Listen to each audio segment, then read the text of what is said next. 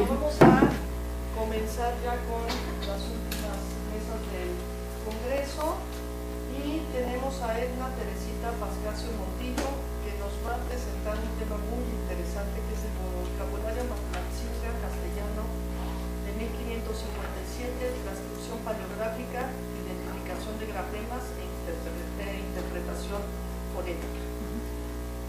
Bueno, eso es chulísimo. Sí, lo vas a escuchar otra vez.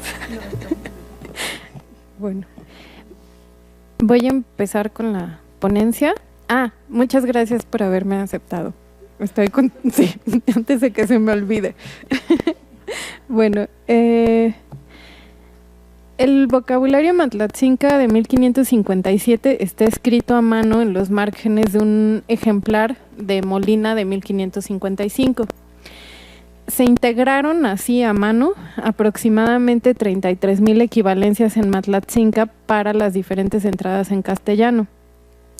Este vocabulario es atribuido al franciscano Fray Andrés de Castro, pero además de él, seguramente participaron hablantes de matlatzinca y náhuatl y los amanuenses, que pudieron haber sido los mismos hablantes de matlatzinca y náhuatl o otras personas, ¿no?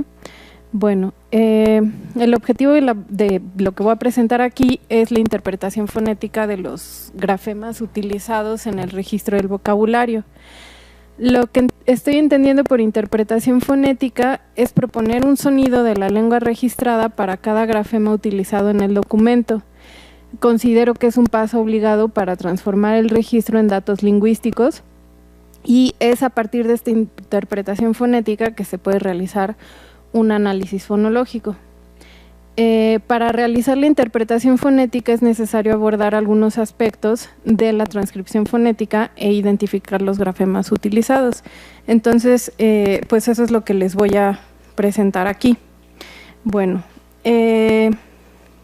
Fray Andrés de Castro contaba con una formación académica que le proporcionó recursos para registrar el matlatzinca colonial. Además, los hablantes de matlatzinca, náhuatl y los amanuenses estaban pasando por un proceso de aprendizaje de la escritura y lectura, entre otras cosas. En el vocabulario utilizaron los alfabetos del latín y el castellano y siguieron en su mayoría las normas de escritura que se estaban estandarizando para el castellano. También emplearon estrategias nuevas para registrar sonidos ajenos a dichas lenguas, lo cual ya señalaba Doris Bartholomew en 1992. El registro del vocabulario asumo que es un tipo de transcripción porque lo que estaban tratando de hacer era escribir lo que escuchaban. Entonces, el grado de sistematicidad y regularidad que se observa en la transcripción son reflejo de la conciencia lingüística que desarrollaron tanto en el nivel fonológico como en el nivel de la escritura, tanto el fraile involucrado como estos hablantes de matlatzinca y de náhuatl. Hay 3 criterios que me sirven como base para proponer el valor fonético de cada grafema y es la sistematicidad del uso de los grafemas y sus alógrafos, lo cual se observa como tendencia general, aunque no en el 100% del documento. El conocimiento de los autores sobre distintos sistemas de escritura y, por último, la fonología y fonética del matlatzinca y oculteco actuales. Pero bueno, como ya dije, una tarea previa es la identificación de grafemas y sus alógrafos, la cual está sumamente relacionada con la paleografía y, por lo tanto, me voy a centrar en eso, ¿no? Lo que se observó durante la transcripción paleográfica, debo decir que la transcripción paleográfica primera, en la que yo me basé, la hizo Doris Bartholomew como en 1968, algo así. Yo tomé como base esa paleografía y ya después fui comparando con el documento original y entonces ya al comparar con el documento original salieron algunas diferencias, no sé, porque al final yo tuve acceso a fotos del documento y al original y es distinto que cuando Doris tuvo la oportunidad de hacer eso. Pero bueno, entonces cada letra a mano tiene variaciones en su trazo. Y mientras dichas variaciones no implican un valor distinto, entonces se utiliza una misma letra para representarla en la transcripción paleográfica. Estas variaciones se pueden deber a que fueron escritas por distintos amanuenses o a que había diferentes estilos de una misma grafía, los cuales fueron compartidos por los diferentes amanuenses. Por otro lado, diferentes grafías o secuencias gráficas podían utilizarse para representar un mismo sonido. Para mayor claridad, utilizo el concepto de grafema, en este caso entendiéndolo como la unidad mínima dentro de un sistema escrito en la que confluyen rasgos visuales distintivos, la cual represento entre líneas verticales. Más adelante les voy a... aquí está, perdón. Bueno, esta definición es diferente a la de Carrera y Arias y la formulé junto con el maestro Leopoldo Baliñas a partir de los principios de la fonología estructural funcionalista. También consideramos que los grafemas pueden estar formados por una grafía o una combinación de grafías con valor monografemático. Este término monografemático es una adaptación del término monofonemático propuesto por Trubetskoy, y en este sentido una secuencia de grafías puede tener valor monografemático si constituyen un solo grafema o poligrafemático si corresponden a grafemas distintos. Bueno, los grafemas tienen variantes en su realización concreta, que se llaman alógrafos y que represento entre corchetes angulares.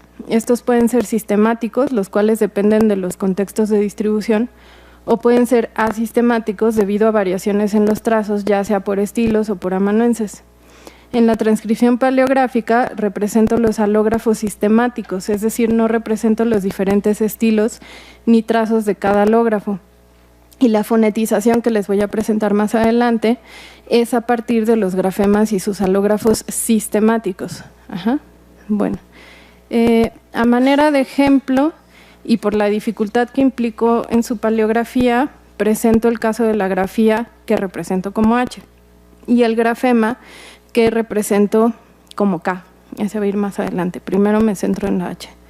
En el original hay grafías con distintas formas que tanto Bartholomew como Schuller transcribieron como H, en el entendido de que se trata de variaciones de la misma grafía. En los ejemplos 1, 2 y 3 podemos observar los trazos de estas grafías o alógrafos en el documento original, los cuales agrupo en 3 estilos. Los 3 estilos y sus variaciones en trazos están representados como H entre corchetes angulares en la transcripción paleográfica. Por lo tanto, no es posible hacer un conteo automático, aunque tenía toda la base de datos en programas, porque pues todos estaban como H, ¿no? Para saber su frecuencia o distribución específica. A partir de las fotografías del documento original, realicé un conteo de las apariciones de cada estilo por contextos, revisando aproximadamente 4.500 equivalencias en todo el vocabulario. Los resultados del conteo indican que los 3 estilos representan efectivamente a la misma grafía H y señalan algunas tendencias.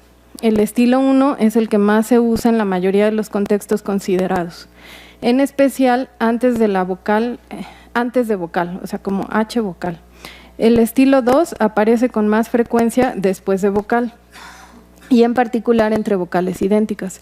Y el estilo 3 es el menos frecuente. Además, propongo que los estilos no dependen de los amanuenses, ya que en una misma equivalencia puede aparecer más de uno, como se observa en estos ejemplos de aquí. En las equivalencias ¿cómo se llama? O sea, en el primer ejemplo lo que pueden ver es que aparece en una misma equivalencia 2 estilos de H. Y luego en todos estos ejemplos que tenemos aquí aparece la misma palabra caballo y está alternando los distintos estilos de H. Aquí los pueden observar. Y además la palabra caballo aparece con otras antecediéndole en la misma equivalencia y esas tienen los otros estilos de H. Entonces un mismo amanuense podía usar cualquiera de los estilos de manera alternada. Ahora, cabe señalar que la grafía H, independientemente del estilo que fuera, podía formar parte de diferentes grafemas que tenían valores fonéticos distintos. Por ejemplo, el grafema H y el grafema cha, ¿no? Entre otros, bueno, CH, los cuales voy a presentar más adelante. A continuación, presento la imagen de los diferentes alógrafos del grafema H de la escritura del castellano registrados en el Manual de Paleografía de Muñoz y Rivero de 1880. Se trata de las minúsculas que se utilizaban para el siglo XVII, que si bien son posteriores a la fecha del vocabulario, que yo trabajo incluyen alógrafos muy similares a los que presenté, especialmente a los estilos 1 y 2. Bueno, por otro lado, tenemos la grafía que identifico y represento como K, la cual Bartholomew y Schuller transcribieron como H y en algunos casos también como TZ. Por los contextos de aparición es posible determinar que la grafía forma parte de dos grafemas. Uno es K, con uso exclusivo para el sonido velar glotalizado, y el otro es KU, o sea, está formado por dos grafías, K y U, que representaba el sonido labiovelar glotalizado. Los argumentos de esta interpretación fonética los voy a presentar más adelante. Pero en el ejemplo se puede observar trazos distintos del grafema, ¿no? O sea, tienen en 7 tres tipos de trazos para ese mismo grafema. Es posible determinar el valor fonético de los grafemas K y Q por las palabras en las que aparecen. Sin embargo, no es sencillo identificarlos por su forma. Como ya mencioné, Bartholomew y Schuller interpretaron la grafía K como alógrafos de H o TZ. Al revisar manuales de paleografía de Muñoz y Rivero y Briviesca, encuentro que los alógrafos del grafema K del castellano tienen más similitudes con los alógrafos del grafema H del castellano. En el ejemplo 8 presento uno de los alógrafos del grafema H del castellano del siglo XVII de Muñoz y Rivero. Y sería posible considerar que estos trazos que yo estoy identificando como que corresponden al grafema K fueran un estilo más de los alógrafos de H. Sin embargo, no hay alternancia entre ellos, como sí sucede entre los tres estilos que presenté antes de H. Ahora, el grafema K no era común en latín y castellano, aunque Nebrija sí lo presenta como parte del alfabeto latino. Tampoco se utilizó en la escritura del náhuatl de la época colonial. De acuerdo a Eric Velázquez, los diferentes alógrafos que aparecen en el vocabulario matlatzinca no corresponden a los que se encuentran en documentos de lenguas mayas en los que se utilizó el grafema K. Aunado a esto, tampoco encuentro similitudes con las grafías que presenta Muñoz y Rivero en 1880 para el grafema K, ni en mayúsculas ni en minúsculas, que son los que pueden ver aquí. Bueno, sin embargo, hay unos sermonarios que se encuentran en la Hispanic Society of America y en la Biblioteca Nacional de Francia, que son de matlatzinca, no están fechados, son anónimos, pero muy probablemente se relacionan con el vocabulario matlatzinca de 1557. En estos sermonarios se encuentran los grafemas K y KU con diferentes trazos. Algunos, como podrán ver aquí en la tabla, son más parecidos a los que se muestran a los que se encuentran en el vocabulario de Castro. Aquí pueden ver algunas de las variaciones. Aquí están las primeras, que serían las del vocabulario de 1557. Estas son de la Biblioteca Nacional de Francia, y son dos sermonarios los que están en la Hispanic Society of America, y como verán, unos son más parecidos entre sí que otros, ¿no? Bueno, el uso del grafema K para registrar el matlatzinca colonial es innovador para el registro de lenguas indígenas del centro de México, por el valor fonético que se le dio, distinto al que menciona Nebrija para el latín y el castellano. Hace falta determinar si el estilo de los alógrafos en sí es una innovación o si está relacionado con alógrafos del grafema K que se realizaban en la época para el latino o el castellano, aunque no aparezcan en los manuales de paleografía que yo consulté. Así pues, la representación de los alógrafos en la transcripción paleográfica implica la regularización de las variaciones en el trazo y los diferentes estilos, y es a partir de los grafemas y sus alógrafos sistemáticos que se puede hacer la interpretación fonética, ¿no? La que voy a presentar. Bueno. Para realizar la interpretación fonética de los grafemas considero varios factores involucrados en el registro, ya que por un lado estaban las lenguas que hablaban o conocían los involucrados en el proceso de elaboración del vocabulario, incluyendo variantes específicas del castellano, el matlatzinca y el náhuatl, y por otro lado estaban los recursos gráficos que conocían para escribirlas. En este caso me refiero al latín, el castellano y el náhuatl. Si bien es cierto que la o las lenguas que hablaban Fray Andrés de Castro, que las lenguas que hablaba Fray Andrés de Castro fueron un filtro para su percepción e interpretación de los sonidos del matlatzinca registrado, Considero que no se trató de un factor determinante que afectara el registro en el vocabulario, ya que no debemos olvidar varios elementos que a continuación menciono. Además de su lengua y variante materna, que podemos suponer que fue la del castellano de Castilla la Vieja, véase la propuesta de Parodi 1995, Castro viajó a Salamanca y posteriormente a América, conviviendo en ambos casos con personas de distinto origen y por lo tanto estuvo en contacto con diferentes lenguas, como el náhuatl clásico, lo cual seguramente tuvo repercusiones en su habla o al menos en su sensibilidad para la percepción de sonidos diferentes. El siguiente factor, para cuando se elaboró el vocabulario, el fraile ya conocía el Matlatzinca y ya había hecho otros documentos, por lo tanto su percepción no era la de alguien nuevo con la lengua. Y el último, Castro no realizó la obra solo, así que seguramente su percepción no era la única importante, sino también la de los otros participantes, entre ellos, como ya he dicho, hablantes de Matlatzinca, que seguramente estaban recibiendo formación en gramática, lectura y escritura del castellano y de sus propias lenguas. Este último punto ya lo ha señalado Smith Stark en 2004 al tratar el tema del rol de los hablantes nativos en la elaboración de documentos coloniales. De hecho, el mismo autor señala que los frailes especialistas en estos temas esperaban que hubiera sonidos ajenos al castellano y a los que conocían del latín. Ahora bien, respecto a los recursos gráficos que se utilizaron, considero que el conocimiento que tenía Castro sobre los usos de las letras fue un factor importante, ya que por su formación sabía de gramática y escritura, al menos del castellano y del latín. Respecto a esto, Smith Stark, también 2004, describe los usos que le dieron los frailes a las diferentes letras para registrar los sonidos de las lenguas de América y explica que en muchos casos podemos encontrar el fundamento de estos en los capítulos sobre letras del libro primero de la gramática de Nebrija.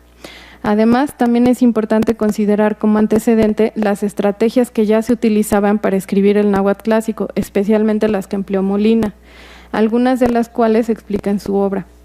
Así pues, los grafemas utilizados en el vocabulario de 1557 para registrar el Matlatzinca siguen varias de las pautas que describió Smith Stark en 2014 para las lenguas de América y las descritas específicamente para el náhuatl. En ese caso se puede ver Rodríguez 2014 y Baliñas. Lo interesante en este caso es que el vocabulario Matlatzinca 1557 es uno de los documentos más tempranos en una lengua diferente al náhuatl. Por lo tanto, es innovador en las estrategias para registrar los sonidos inexistentes en latín, castellano y náhuatl, como el caso del grafema K. A continuación presento los grafemas que se utilizaron en el vocabulario con una imagen de sus alógrafos, su representación en la transcripción paleográfica y su interpretación fonética. Bueno, empiezo por las vocales. Me adelanté. Bueno, los grafemas empleados para los sonidos vocálicos y sus alógrafos utilizados para registrar las vocales del Matlatzinca colonial son los mismos que se utilizaron para las vocales del latín y el castellano, que son A, E, I, O y U, incluyendo también el alógrafo Y, ¿no? Además, se utilizó el grafema A con cedilla, con sus alógrafos A con cedilla y la secuencia AG, para representar a la vocal central media, y el grafema U con cedilla para el alógrafo, con su alógrafo U con cedilla para la vocal central alta. Por otro lado, identifico las secuencias de dos grafías vocálicas idénticas como un solo grafema y las interpreto como duración vocálica. A continuación voy a presentar los alógrafos y su fonetización, como dije, con una muestra del trazo, pero me voy a centrar solamente en los que tienen que ver con estas vocales centrales, porque son los que son distintos a lo del náhuatl, el latín y el castellano. Bueno, en la tabla presento el grafema A con valor fonético de la vocal A, la baja central, el cual tenía como único alógrafo a la misma grafía A, y al grafema AA, o sea, dos As, con el valor de A larga, cuyo alógrafo era las grafías AA, ¿no? Además, en la misma tabla muestro los grafemas A con cedilla y el que es doble, A con cedilla doble, que tenían los valores de las vocales centrales medias, corta y larga respectivamente. Para el primero de estos se encuentran dos alógrafos, la A con cedilla y la AG, mientras que para el segundo los alógrafos son A con cedilla doble y A doble seguida de una G. En el último caso se puede notar que para representar la duración solo se repite la vocal, ¿no? El grafema A con cedilla representa la vocal central media. Sin embargo, al comparar con registros actuales como los de Cassés, Escalante y Hernández Pérez y datos míos de campo, encontramos que el alógrafo A con cedilla también se utiliza para la vocal central alta. Esto puede deberse a problemas en la percepción de dichos sonidos, pero también podría estar relacionado con cambios sincrónicos o diacrónicos en la altura vocálica, como sucedió con otras vocales, como entre U y O, entre el Matlatzinca colonial y el actual. Bartolomeu propone que además de los alógrafos con cedilla, se utilizaron otros recursos para las vocales centrales, como la secuencia vocal seguida de G, pero solo encontré que se utilizó específicamente con la vocal A seguida de G para representar a la vocal central media. En estos ejemplos se puede observar el alógrafo A con cedilla en la base de eni, que significa pollero, bueno, en la palabra pollero. Eni significa pollo. Y en el siguiente ejemplo se puede observar el alógrafo AG en la palabra jeti, hilar, que en Matlatzinca actual lleva la vocal central media. Los alógrafos de A con cedilla, A seguida de G, A con cedilla doble y A doble seguida de G son los más sistemáticos. Sin embargo, también se encuentran variando con la grafía A y la secuencia A doble respectivamente en las mismas palabras. Es probable que se tratara de vacilaciones gráficas, ya que todos estos alógrafos tenían como base a la misma grafía, lo cual pudo generar errores al escribirlo. Sin embargo, la alternancia también podría deberse, como ya dije, a cambios sincrónicos o diacrónicos. Ahora, el grafema U con su único alógrafo U representa la vocal alta posterior en todas las posiciones de la palabra. En la escritura del castellano se utilizaba el alógrafo B, la B chiquita, para representar a la vocal U a principio de palabra, lo cual se puede observar en las mismas entradas del vocabulario de Molina. Pero este uso no lo encontramos en el registro del Matlatzinca, ya que no aparece la vocal U a inicio de palabra. Esto debido a la estructura de las equivalencias del Matlatzinca y a sus reglas silábicas. El grafema para representar a la vocal central alta está basado en la grafía U, a la cual se le agregó una cedilla. Además tenemos los grafemas formados por las grafías dobles, o sea UU, que sería para la U larga, y la W con cedilla, que representa, bueno, la duración para la central alta, ¿no? El grafema U con cedilla representaba la vocal central alta. Sin embargo, al igual que con el grafema A con cedilla, encontramos que tenía otros valores. Comparando con registros actuales, resulta que el alógrafo se utiliza también en palabras que actualmente tienen la vocal anterior alta. Como en el caso de la A con cedilla, esto no significa que se trate de errores en el registro del vocabulario, ya que podrían ser cambios sincrónicos o diacrónicos. Además, se encuentran algunas palabras en las que los alógrafos U con cedilla y U con cedilla doble varían con U y con U doble. Es posible que esto también se deba a vacilaciones gráficas, ya que tienen la misma, como base la misma grafía U, pero también podría tratarse de cambios sincrónicos o diacrónicos. Esta propuesta de Doris Bartolomeu del recurso vocal G, así como se utiliza para la vocal central alta, en este caso no lo encontramos, perdón, para la central media, no lo encontramos para la central alta. Ahora, por otro lado, solo he encontrado un ejemplo en todo el vocabulario en el que se utiliza la grafía B chiquita con cedilla alternando con la U con cedilla, el cual se puede observar aquí en el último ejemplo, en el 13. Bueno, en relación, hay unas secuencias de vocales que son vocal, H, vocal, siempre con vocal idéntica. Este tipo de secuencias, en este tipo de secuencias no es sencilla la interpretación fonética y fonológica de la grafía H, ni como una aspiración ni como un cierre glotal. Lo que propongo es que estas secuencias de grafías sí corresponden a grafemas con distintas vocales, por ejemplo, AHA, EHE o HO, y así para todas. Esto a pesar de que su fonetización sea complicada. En la tabla muestro ejemplos de la realización del grafema AHA con los dos trazos que corresponden a los estilos de la grafía H que presenté anteriormente. Estas secuencias en el nivel fonético las represento como vocal, la H elevada, simplemente para dejar evidencia de que hay algo que no estoy logrando interpretar, pero que es importante considerar. En suma, el registro de las vocales se hizo con grafemas y alógrafos que ya existían con el mismo valor en el latín, el castellano y el náhuatl, y se innovaron 3 tipos de recursos: las vocales con cedilla o caudadas, A y U, para las vocales centrales, la secuencia AG para la vocal central media y las secuencias vocal H vocal con vocales idénticas, ¿no? Los recursos que he mostrado son los que se encuentran de forma más sistemática, sin embargo, en muchos casos no se registraron las diferencias. Por ejemplo, las que ya mencioné entre la A con cedilla y la A sin cedilla. A esto se debe que propongo que debe haber una regularización de la fonetización, aparte de la que hay en la transcripción paleográfica. Por ejemplo, cuando una misma palabra se encuentra registrada algunas veces con una de las vocales caudadas, regularizo la representación fonética de dicha palabra con la vocal caudada correspondiente, aunque a veces no la tenga. Por otro lado, si una misma palabra aparece a veces con vocal individual y a veces con vocal doble, ahí opté por regularizar la representación fonética con vocal doble, siempre y cuando no se identificara una variación alofónica. Bueno, ahora paso al caso de las consonantes. No sé si voy bien de tiempo. ¿Sí? Ok, bueno. En general, lo que se usó para las consonantes fueron recursos que ya se utilizaban para el latín, el náhuatl y el castellano.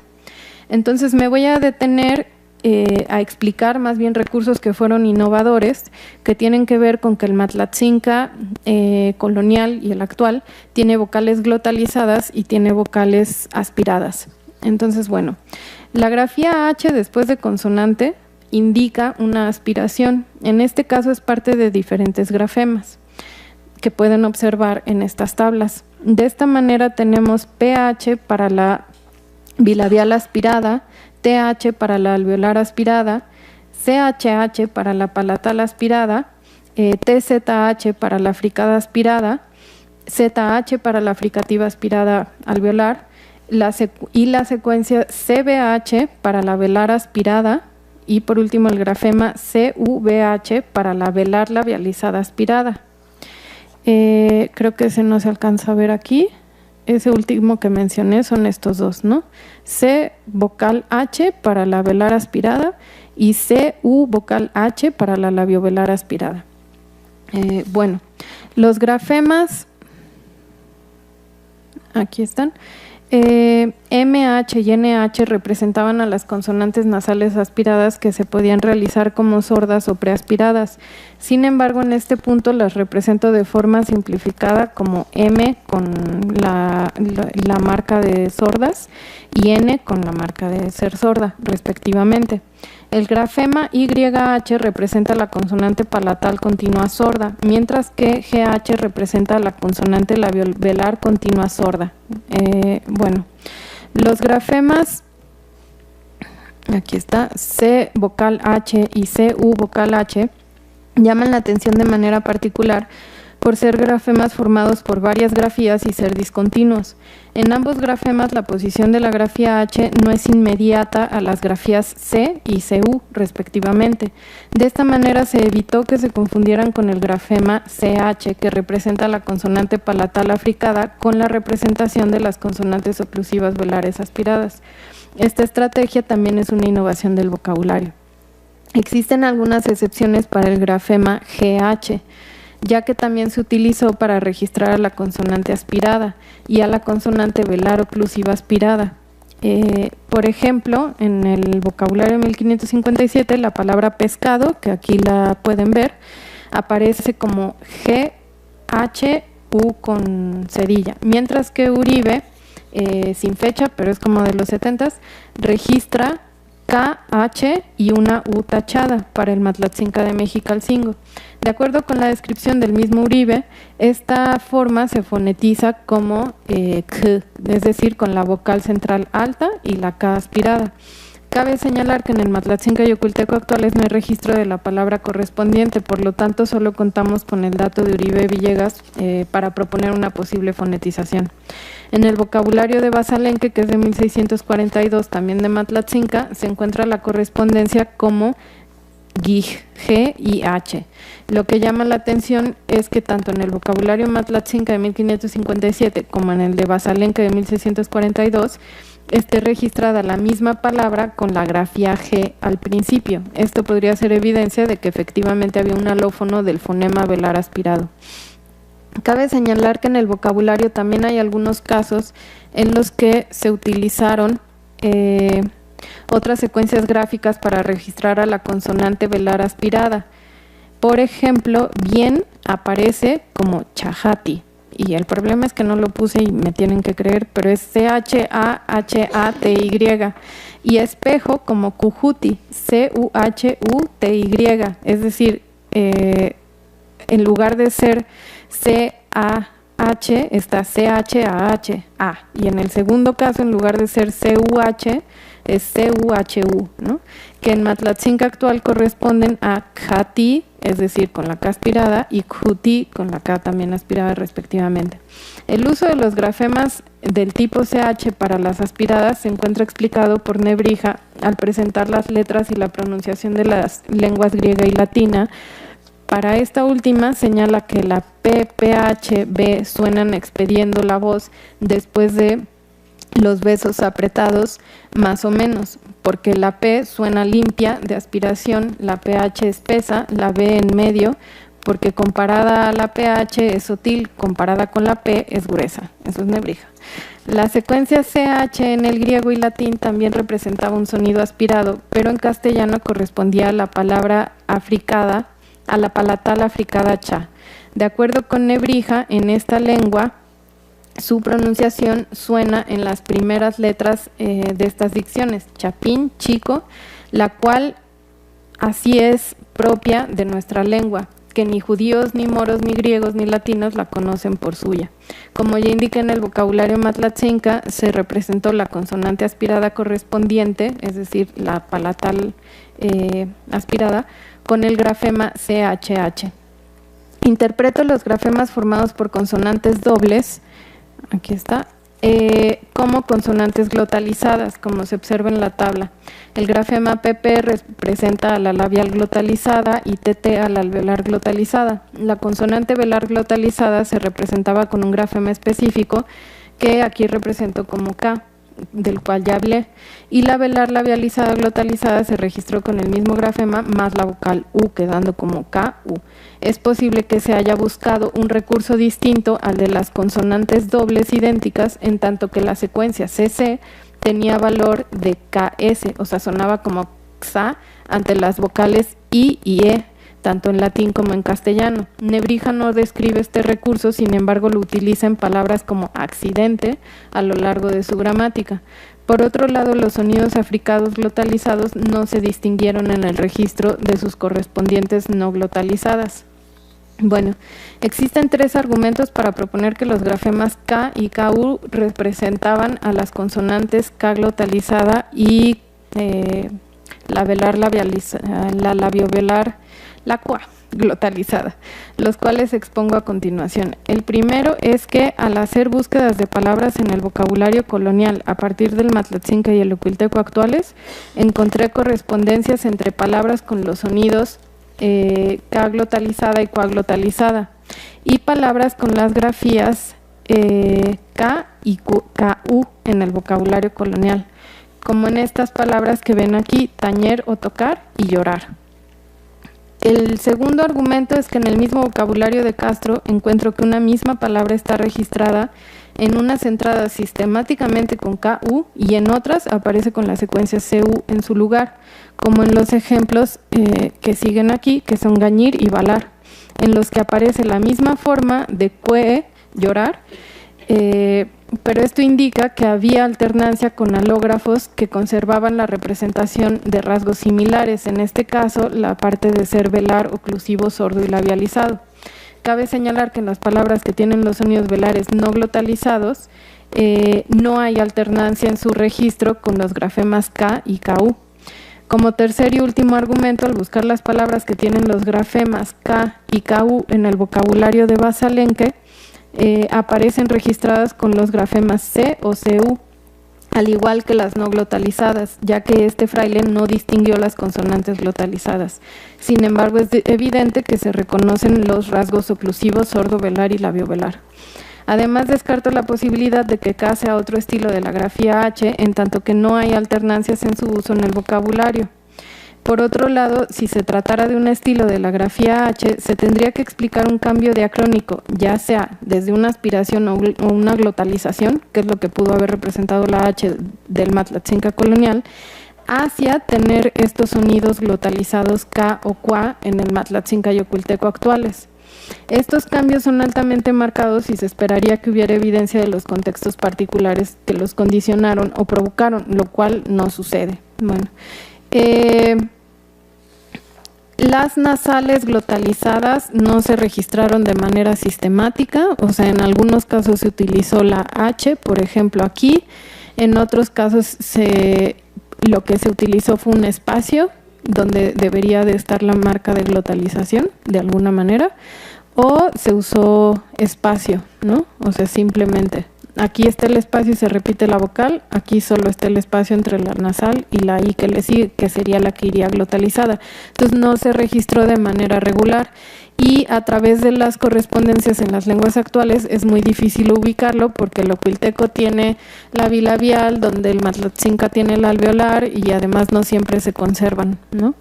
Bueno, ok, ya no voy a explicar lo de la H.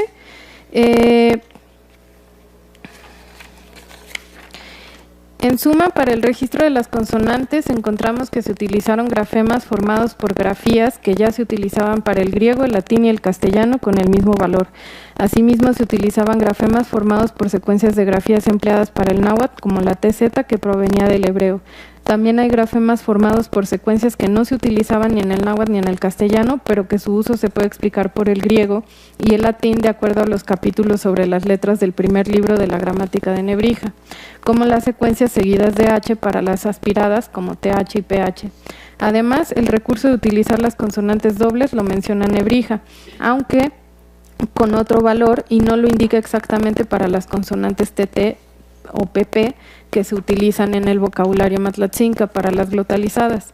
Entre los recursos innovadores más notables están la representación de la K glotalizada, que implicó el uso del grafema K con un valor distinto al que se le atribuía en el latín y castellano, y la representación de las consonantes K aspirada y K labializada aspirada con las secuencias C vocal H y CU vocal H respectivamente.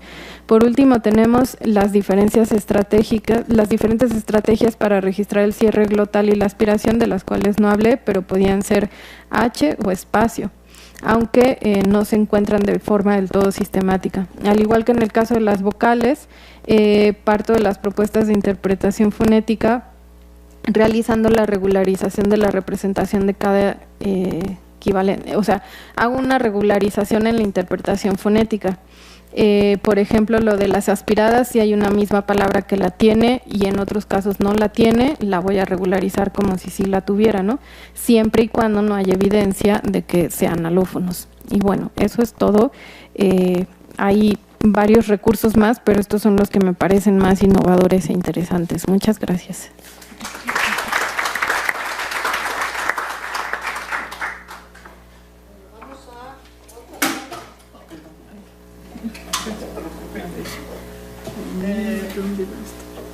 Con la siguiente ponencia, que es de Karen Dakin, es el arte de la lengua mexicana de Guatemala, cual se habla el Escuintla y otros pueblos de este reino. Creo que buenas tardes y gracias por la invitación, que estos siempre son interesantes. Uno llega y no sabe qué va a pasar. y la verdad es que me da mucho gusto estar y escuchar. A ver, ¿dónde está? Ay, gracias.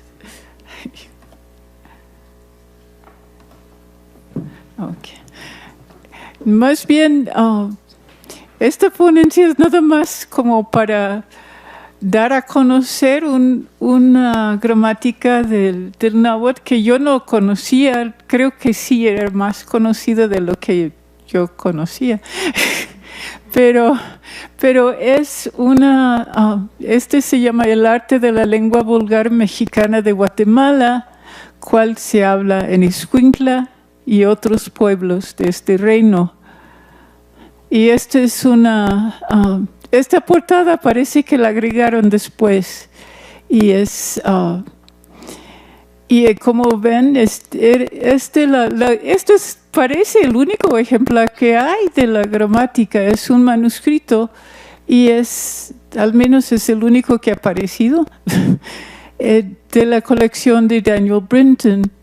Y está el original está en la Biblioteca de Pensilvania.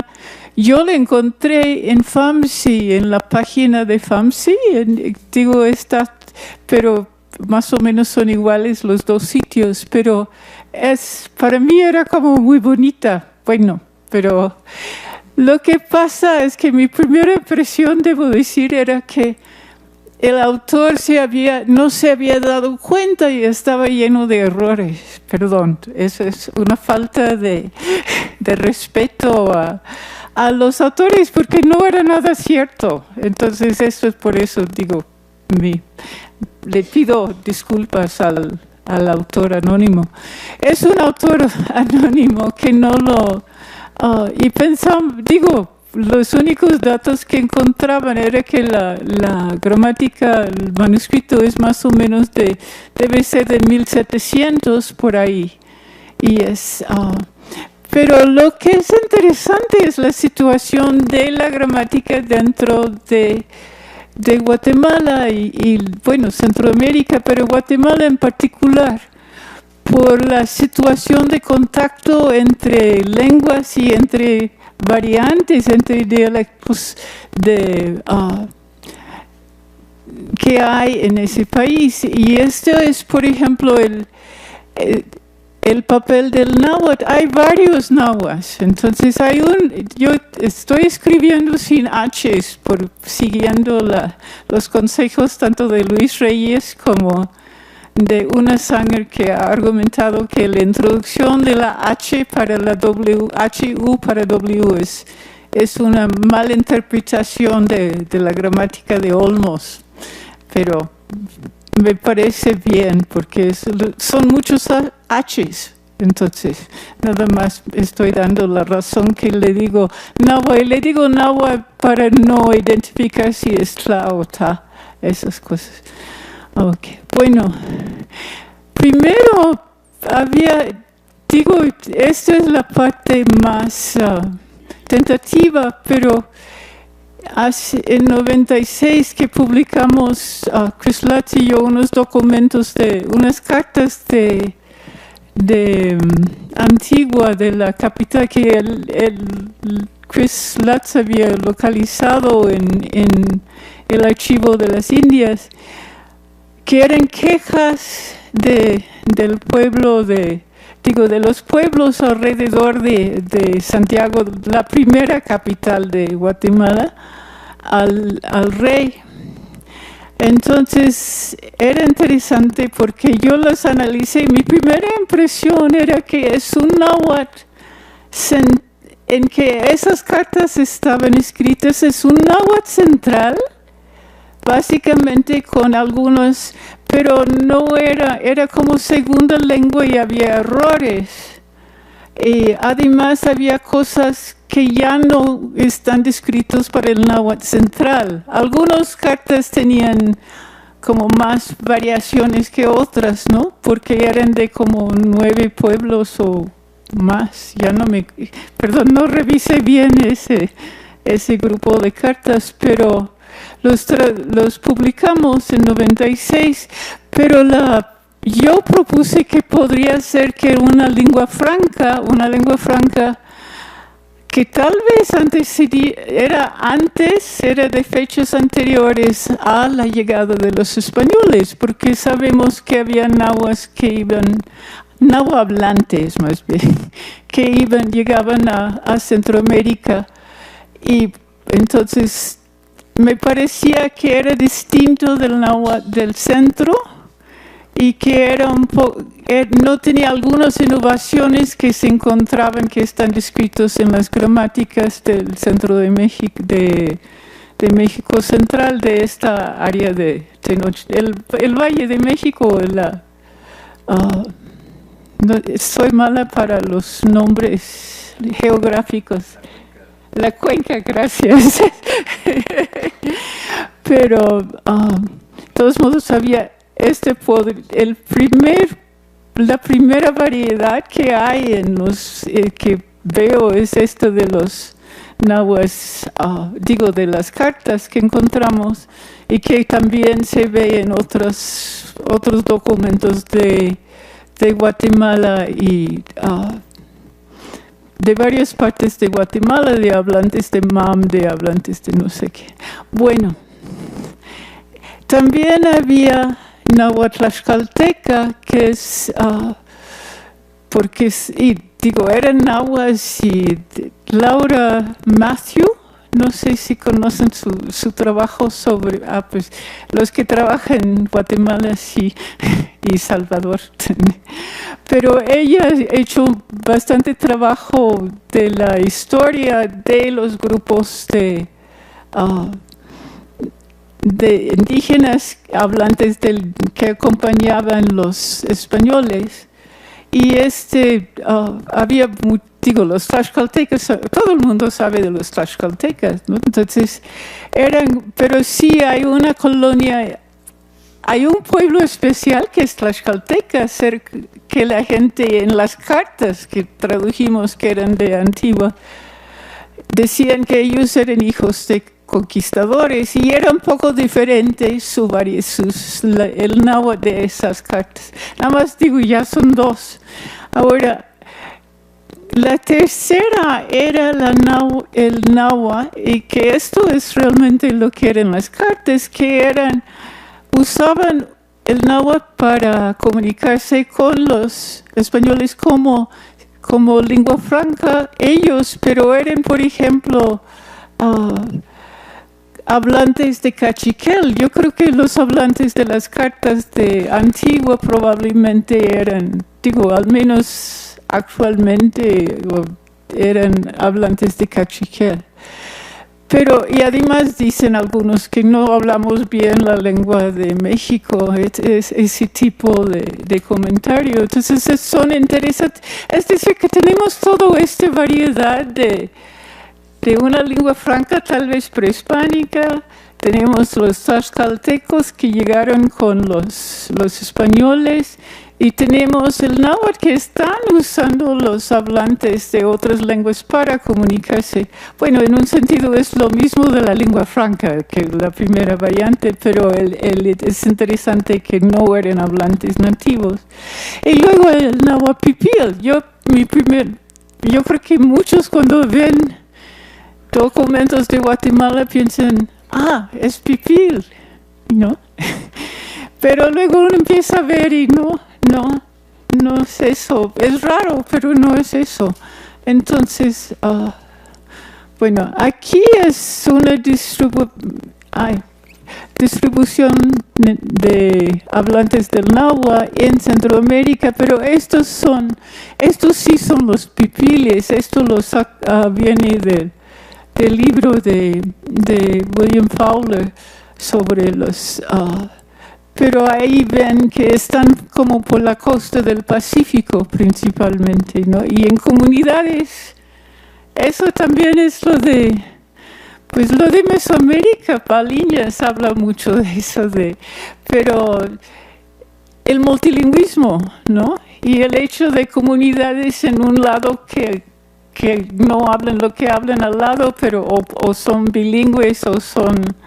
Es que el multilingüismo es por todos lados, entonces un poco estaba leyendo a un arqueólogo que decía, pues es como los pipiles que estaban entre otras cosas, ¿no? Entonces, es un poco la realidad lingüística de estos lugares.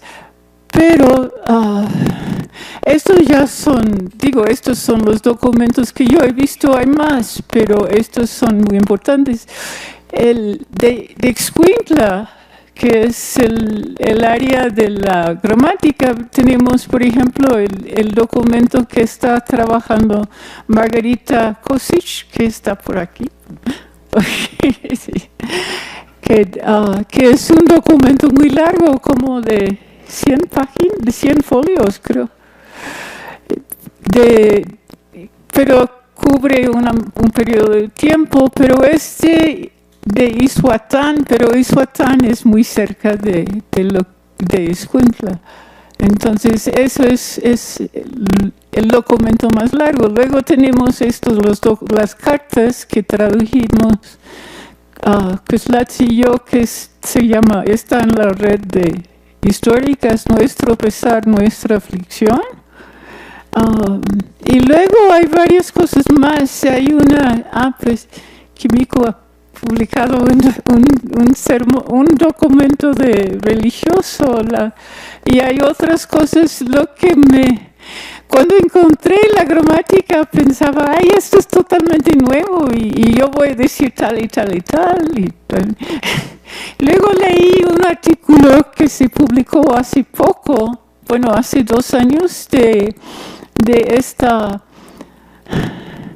perdón, no sé cómo pronunciar, pero yo supongo que es Maciejczak, de Julieta Maciejczak. Es una polaca que hizo su doctorado en Varsovia, y Magnus Faro Hansen, que es un danés que muchos de ustedes ya lo conocen, creo, pero ha publicado mucho sobre variación lingüística del náhuatl y de otras cosas. Pero ellos han publicado una traducción de este sermón, pero además hacen un estudio muy bonito.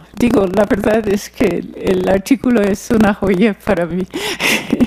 Pero son muy, muy cuidadosos en analizarlo, pero mucho de lo que ellos dicen es que ese documento es muy representativo del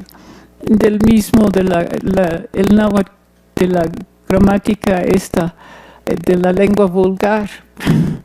Y según Garone y Ward,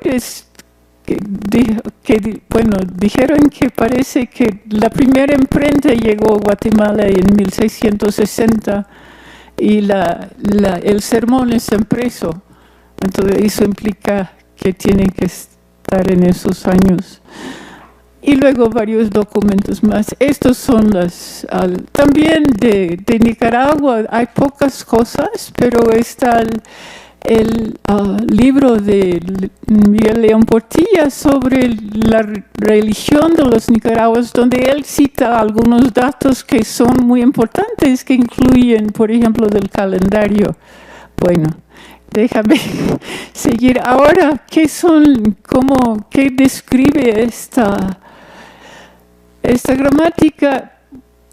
Y cómo lo estoy comparando aquí con la norma del centro y los documentos coloniales en general, y esto es en el náhuatl, esto de lengua franca que realmente es lo que es el sermón también, pero por ejemplo no es un documento, no es una variante con tla, realmente hay pocos tlas en toda la gramática, más bien usan ta, ¿no? Sin la lateralización. También en vez de tener una L doble, que es en los documentos centrales, tienen una sola L. Yo siempre pensaba es que lo simplificaron, ahora empiezo a creer que más bien que el centro hizo una innovación de dobles, de doblar la L, digo, de agregar un sufijo con él, pero eso es aparte. También otro rasgo que siempre se nota de estos dialectos, y el trabajo de Una Sanger es muy importante de dialectología, también el de Gordon Whittaker, que son del centro de la cuenca. Y de que en estos dialectos, en los reflexivos, en la primera persona, tienen como una armonía consonántica. Digo, ni ese prefijo de sujeto no es el prefijo de reflexivo, ni es singular, primera singular, ti es primera plural, y tito, ni no, y es como un cambio que tienen. Pero fuera del centro es mu, o mo, ¿no? Mu, la U es nada más una variante fonética, pero en todas las personas, es decir, dicen nimo, timo, amo, etc. Bueno, aquí hay es bonita, ¿no? Esta es una página de la gramática, y aquí lo que me llama la atención, estamos viendo, tiene la T, que sí es rasgo más bien no del centro, y tiene otra cosa que es muy interesante que he visto para el náhuatl oriental, es decir, la primera escisión en el náhuatl era entre, bueno, lo hemos llamado orientales y occidentales, pero es porque los orientales están ahora en el oriente y los occidentales se han quedado atrás. Y el centro es un dialecto mezclado realmente desde la época de la colonia. Pero aquí una de las cosas que distingue el oriente es en estas palabras que son de posesión inalienable, que son partes del cuerpo, y no son las partes del cuerpo como los huesos, que puedes hacer un caldo de huesos, ¿no? Pero no vas, pero son las que son, por ejemplo, la mano, en la costa oriental todos tienen una I final, o es una Y final. La palabra para huasteca es cuextecatl, viene de cuelli, lo que es cuelli, porque la Y se vuelve sha. Eso me gusta mucho, porque el mismo nombre del grupo trae el rasgo dialectal. Pero de todos modos, aquí estamos viendo que también tiene la Y, mientras que en el centro tienen A larga. Entonces, es uno de los rasgos.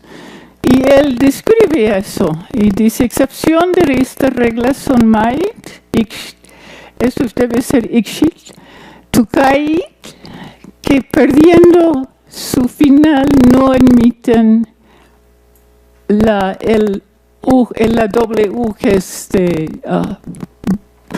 y ¿cómo se llama? Se usa decir numai, que es lo que dicen también en el istmo del lado de la costa. Y luego así, pero lo que digo es que para mí era como una observación de él que no viene en otras gramáticas coloniales, porque esta variante es especial, y eso sí sería para mí una variante, un rasgo del pipil, el pipil es un rasgo oriental, pero aquí tenemos, este rasgo del pipil y del oriente está descrito en esta gramática. Lo que pasa es que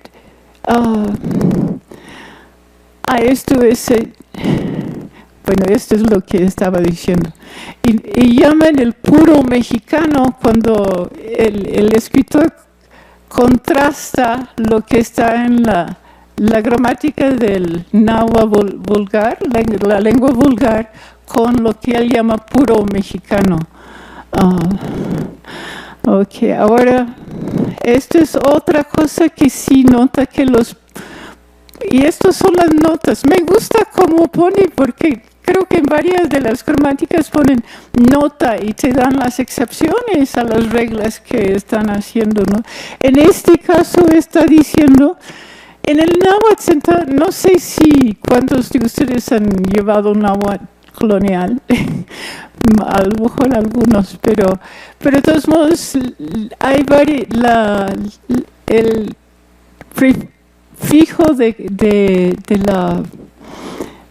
sufijo de objeto es K, una K sencillo, y si sigue consonante se hace ki, pero si sigue vocal es nada más la K.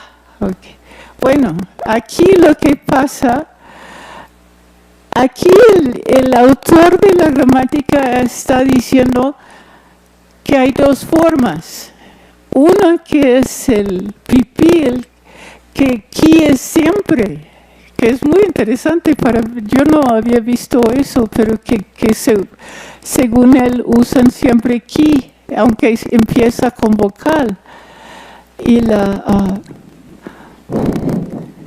por ejemplo, kana viene de la K de objeto más ana, que es el verbo agarrar, y esto es el centro. Esto es el puro mexicano. Y en el pipil es kiana, como ven ahí, y da el ejemplo.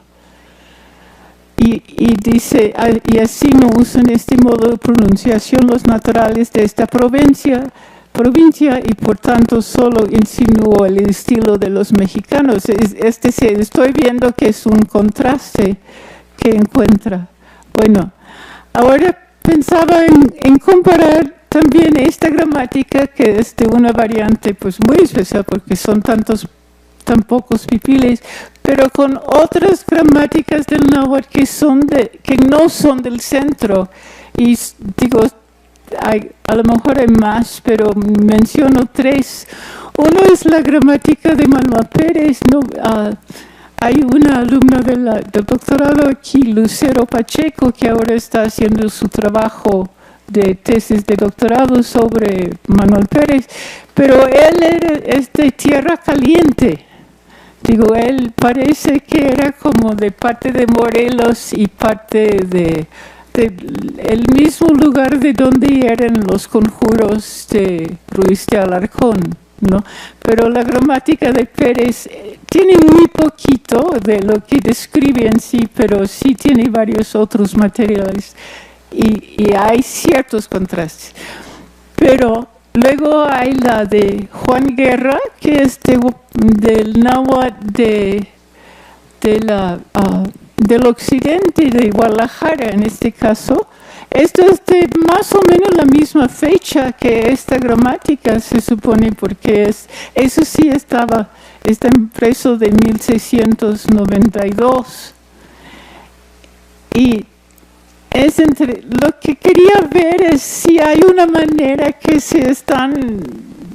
nada más lo están inventando en la cabeza, o si hay como una comunicación que estaba pasando entre los varios gramáticos.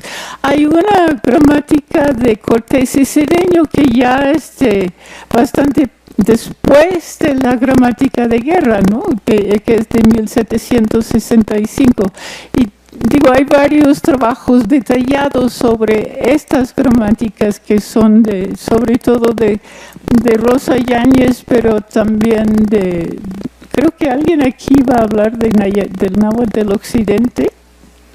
No sé quién.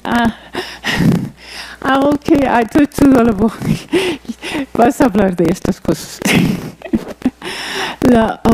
Pero nada más quería mostrar la conciencia del escritor de esta gramática de la lengua vulgar, de las variantes que hay y de que también dentro de la misma Guatemala ve diferencias y habla de esta existencia que muestra la convivencia y el contacto de dialectos, ¿no?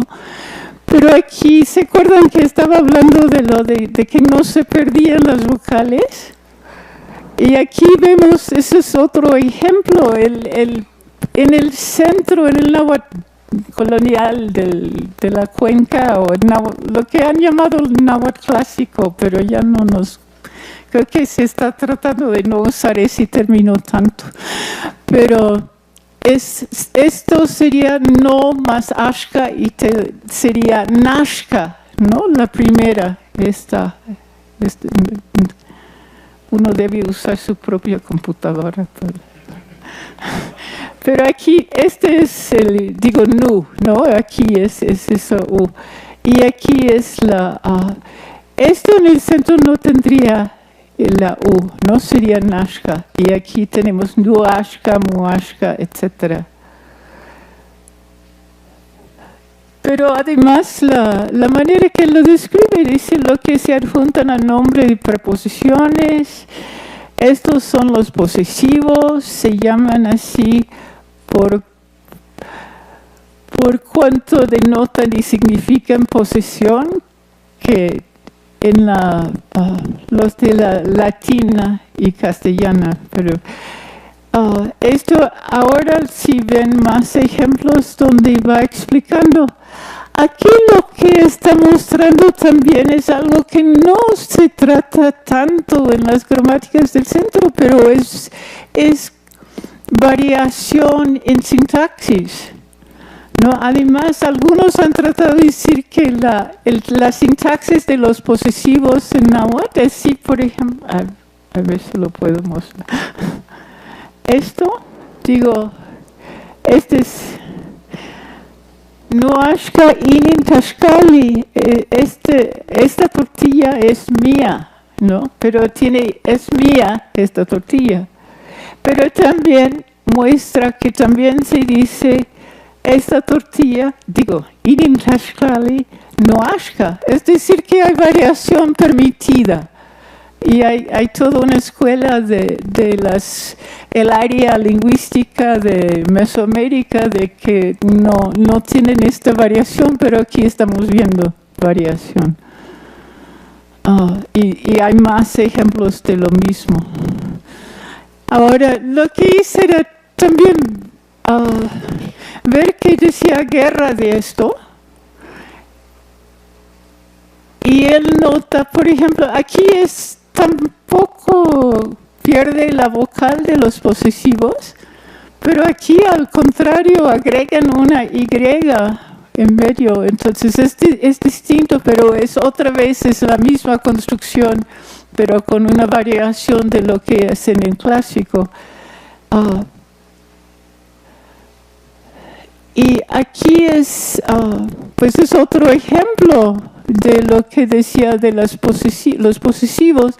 Aquí también tiene nehuat nitemictia, que es yo mato a la gente, pero también tiene con el sujeto siguiendo nitemictia, mictia es matar, nitemictia nehuat, que es yo. Pero es decir, está diciendo hay mucha variación sintáctica que no se ha notado tanto en otros gramáticas. Bueno, creo, estoy hablando con muchos especialistas, entonces digo aparte. Pero es interesante y esto es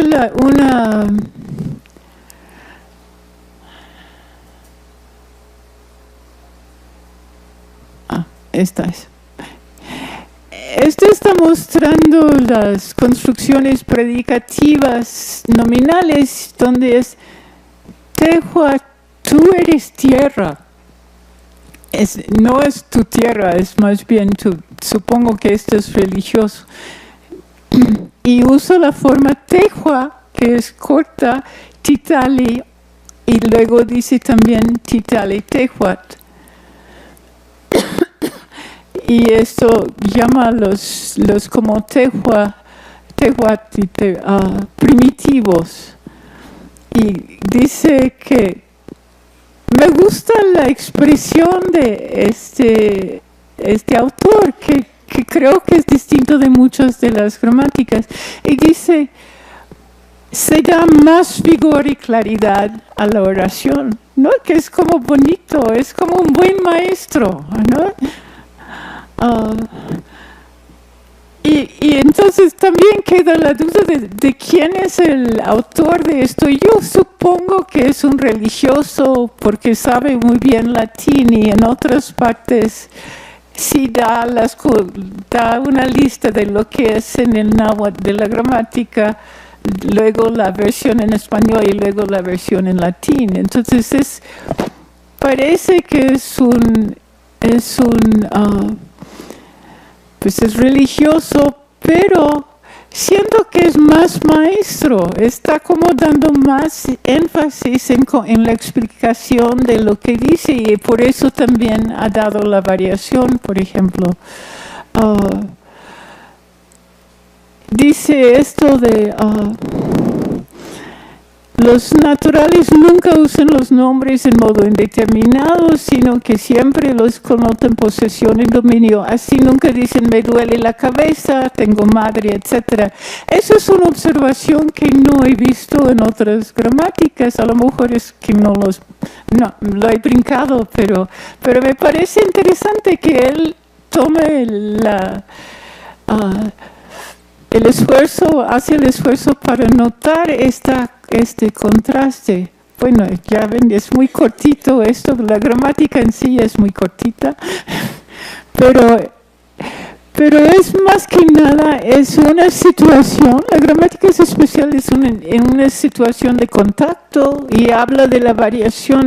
Yo pensaba que había incluido otro ejemplo que era de los pronombres, que hay variación de los plurales. En algunos pueblos dicen tejuame, que es como dicen en el pipil, y en otros dicen tejuantin, como en el puro mexicano, ¿no?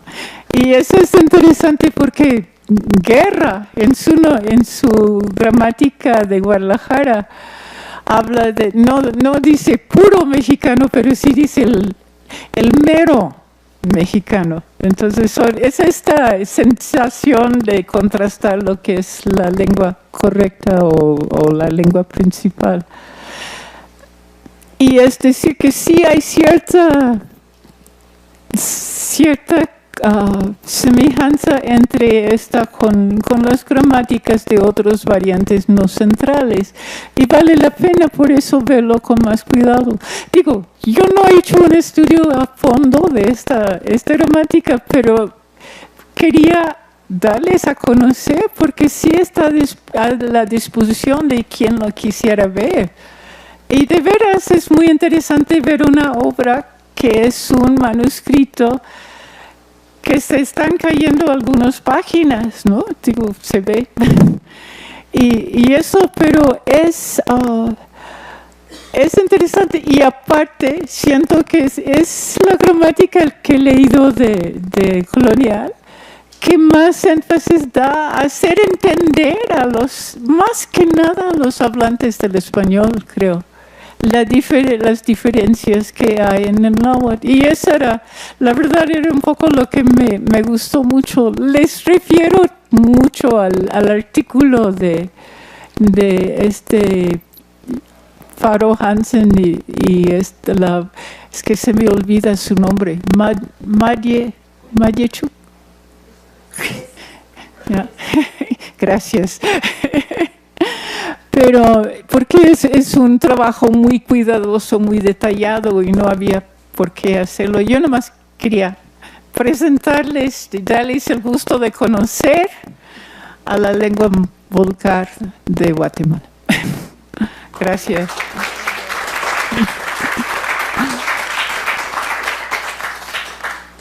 Tenemos tiempo para alguna pregunta, comentario.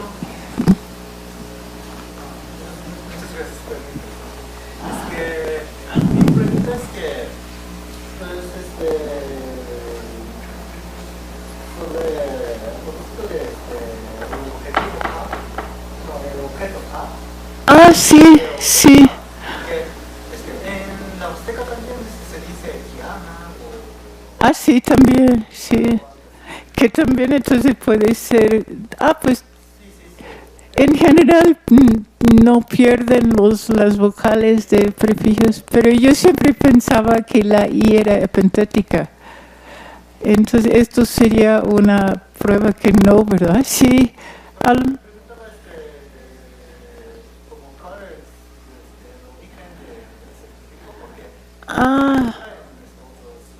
Yo creo que históricamente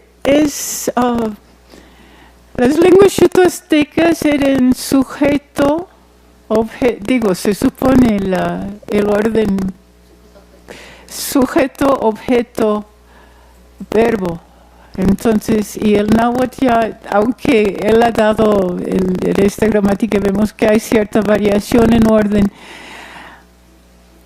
Tengo la idea que lo que quedó, el ki es el marcador de acusativo. Por ejemplo, en yaqui es el sufijo de acusativo para objetos.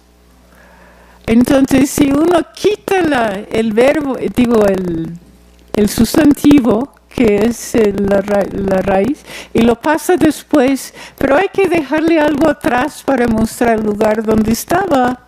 Y eso es el ki, porque esos no se usan en otras lenguas chuto-aztecas.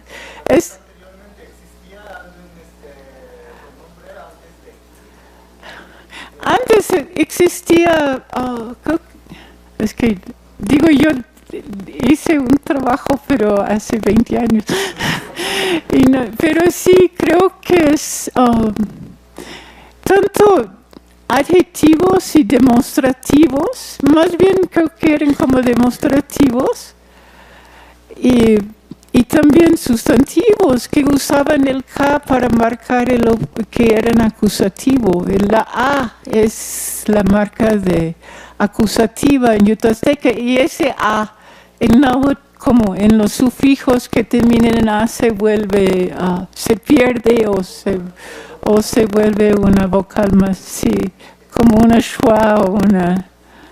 Y eso, creo que ahí, eso siempre es lo que pensaba que es eso. Y es una marca que queda, es como en lenguas mayas, canjobalanas, que usan nominalizadores, ¿cómo se llaman? Clasificadores sustantivales, nominales, es donde dejan un lugar, dejan el clasificador atrás y luego lo pasan en el sustantivo después. Es lo mismo, es ese mismo proceso. Pero sí es bonito porque es como una clave al pasado. Y Susan Steele hizo un trabajo, también Gibbon, porque Gibbon habla de que la morfología de una lengua es como un viaje de un una salida de campo de un arqueólogo, ¿no? Que lo que está en la morfología son restos. Y Susan Steele en como 74 o 75 mostró que los prefijos, objetos como nech y mitz, que esos eran también, ella propuso que esos estaban mostrando el lugar original de los marcadores de objeto que era anterior al verbo. Y yo lo vi que podría ser también del K, porque sí es el marcador, es un sufijo de acusativo. Pero eso es. Pero es interesante que es ki, a lo mejor sí es más antiguo el ki, pero es raro. Porque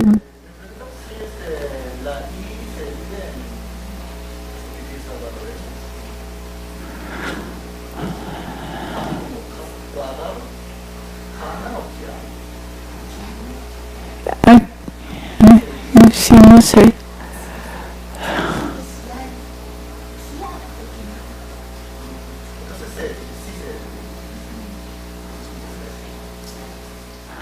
Sí, es otro de los, no se ha puesto mucha atención, creo que, y sería muy bien empezar.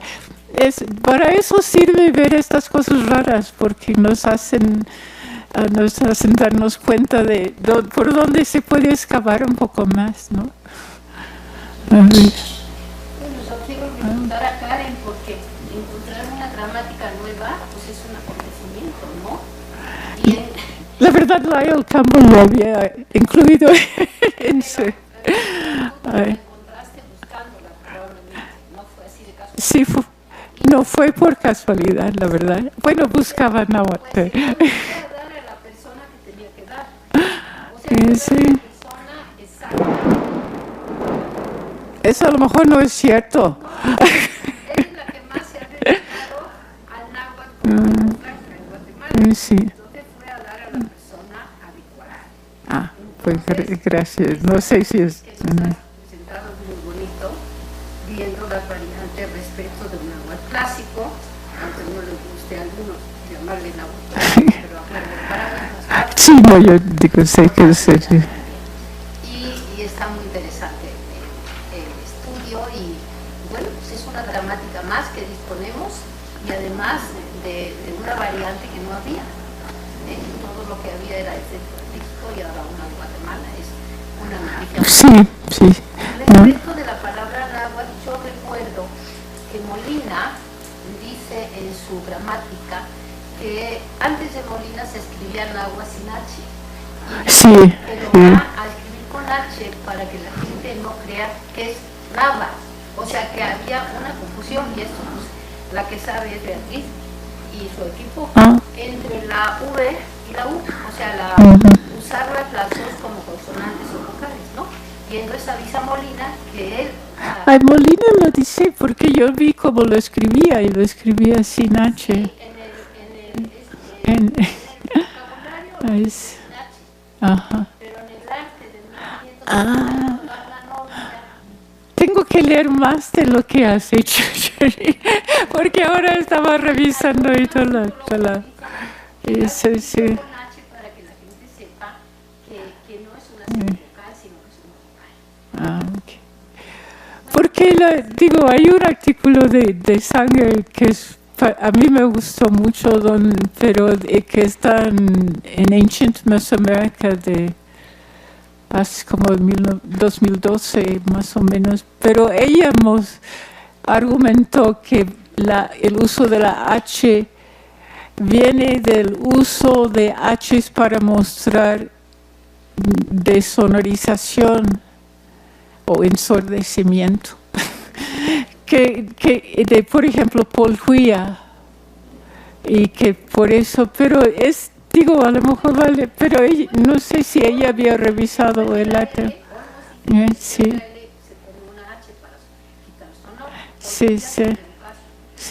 Sí, eso es uno. Y eso es... pues lo voy a buscar en Molina, porque es que no me gusta lo que han hecho ahora, es eso de poner H's en todos lados, y ya me he quejado hoy. Pero es como termina siendo una ortografía un poco forzada, ¿no? Sí.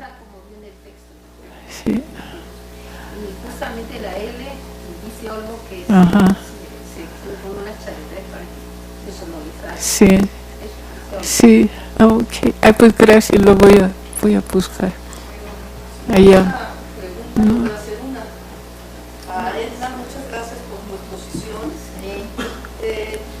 Estás en un tema muy complicado. Te voy a decir por qué. Porque estás trabajando con dos niveles de lengua, que uno es el fonético, fonológico y otro son las letras. Entonces yo veo, por ejemplo, que los grafemas los representas con barras. En la tradición grafemática nunca se representa un grafema con barras. Porque si luego haces la equivalencia al fonema, ¿cómo representas el fonema? El fonema siempre se representa entre barras. Entonces, algo también que me llama la atención es que tú pones en los grafemas, el grafema se supone que son letras, ¿no? Grafías, y que puede ser el conjunto de varias grafías. Sin embargo, tú lo que estás poniendo a veces como un grafema no es un grafema. Tú pones consonante vocal H. Consonante vocal no se refiere a una grafía en sí, qué clase de vocal es, qué clase de consonante es. Únicamente estás indicando el tipo de sonido que es. ¿no? Entonces, sí es un poco complicado estas cuestiones, te digo, porque yo llevo en eso mucho trabajando y siempre se nos va o por el sonido o por la letra, ¿no? Otra cuestión, a veces yo no entiendo, puede ser cuestión mía, mencionas un grafema y abajo pones el alógrafo. El alógrafo es exactamente el mismo que el grafema, entonces no sé qué diferencia hay entre uno y otro. El alógrafo se supone que es la realización de un grafema en un determinado contexto, pero no por ese contexto, pones exactamente lo mismo. Entonces eso también te puede traer pues, complicaciones. Muchas veces son cuestiones de trazo, por eso está muy bien que hayas hablado de paleografía. Y simplemente es el trazo, a veces el trazo lo terminan y empiezan el otro y otro lo continúa, como uno cuando escribe, ¿no? Entonces, no es que se trate de grafías diferentes, sino que es el trazo, es el mismo, pero hecho de diferente, o sea, rapidez o lo que tú quieras. Otra cuestión, cuando hablas de TZ y dicen que esa letra no pertenecía, dice Federica que la letra no pertenecía al castellano, más bien lo que no pertenecía al castellano, lo que pertenecía al hebreo, ¿no?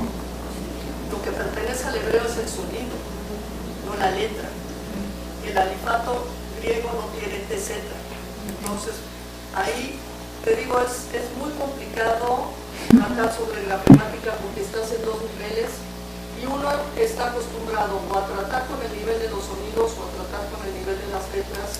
En un momento ya no sabe uno que si son letras o si son sonidos, entonces sí te aconsejaría que eso sí lo tomes en cuenta, porque muchas veces los alumnos siguen a sus profesores y a veces los profesores estamos equivocados. Entonces, Pedro Sánchez Prieto ha trabajado mucho sobre la grafemática y te puede ayudar. No creo, para trabajar grafemática no es muy bueno Nebrica. Te tendrías que ir más a tradiciones medievales, a ver la escritura de la Cancillería de Alfonso X el Sabio, de la Cancillería, no de otras obras, y leer también lo que te señala Sánchez Prieto, tiene artículos importantísimos sobre grafemática que te pueden ayudar mucho para que veas estas distinciones. Pero me gustó mucho tu trabajo y creo que es muy complicado. Gracias. Sí, solo aclarar que pues que sí costó mucho trabajo como poder ver esto del nivel de como de trazos y tratar de ver esta unidad abstracta que sería como más bien el grafema y luego ya qué interpretación fonética darle, ¿no? Y las convenciones para representar cada nivel, y justo opté para grafema, o sea, sí me di cuenta que generalmente en la tradición se representa con los angulares. Opté por los verticales como para tratar de identificar un nivel más alto que el de los alógrafos, más abstracto, y usé estas barras verticales. Para fonemas utilizo las diagonales, que serían las que... Pero puedes utilizar comillas. También. Sí, las comillas se utilizan para cuestiones gráficas. Entonces, si quieres hacer esa distinción, puedes utilizar corchetes y comillas. Y entonces te queda más...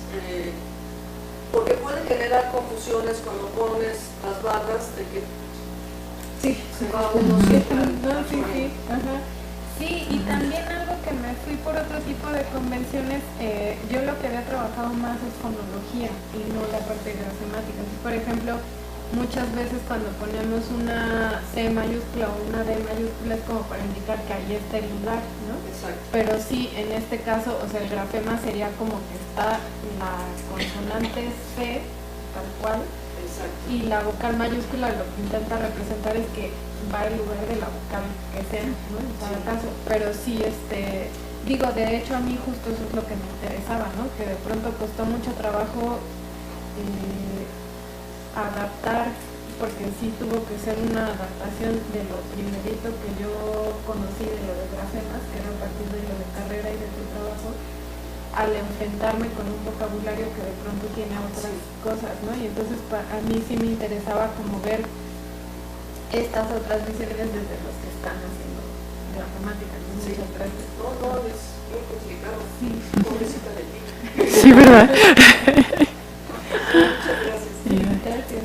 Bueno, ¿hay alguna otra pregunta? También para Edna, de esta interpretación fonética que hiciste de Matlotzinca, ¿encuentras una regularidad con el Matlotzinca actual o hay cambios como todo el mundo? No hay tantos cambios. En las vocales está la duda de estas secuencias de vocal H vocal, que si representan, o sea, no es posible reconocer qué representó a partir del Matlotzinca y el Oculteco actual. Ese pudo haber sido un cambio que no estoy logrando reconocer, ¿no? Aparte de estas alternancias entre la vocal central alta y la media, que pudieron relacionarse con cambios que están presentes en las vocales posteriores, o sea, entre O y U hay una alternancia en el vocabulario que ya en las lenguas actuales no se presenta. O sea, donde estaba la alternancia O-U, actualmente al U. Y luego, en cuanto a consonantes, la africada velar, la tsa, ya no se realiza africada, se realiza solamente continua. O sea, en lugar de ser tsa, es sa.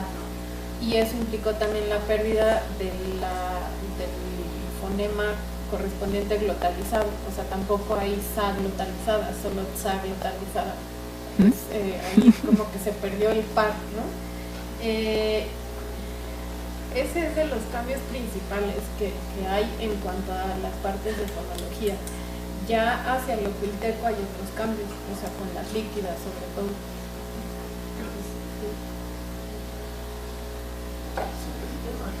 Muchas felicidades por nuestro tópico, que me sorprendió muchísimo, porque como el autor como